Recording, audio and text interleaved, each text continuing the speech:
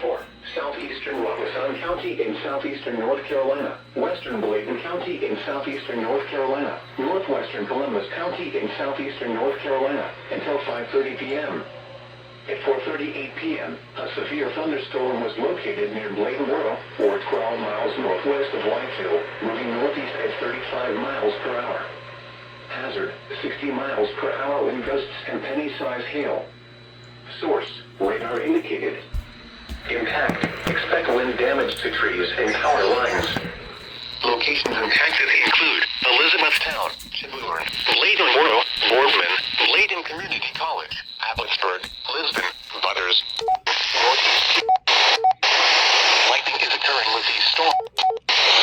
Clarkton, White Lake, Dublin, Cerro Gordo, Proctorville, and Orem. For your protection, move to an interior room on the lowest floor of a building.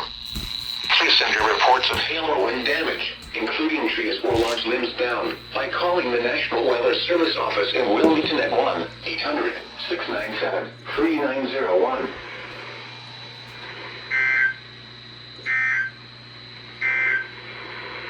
The severe thunderstorm warning for Central Florida.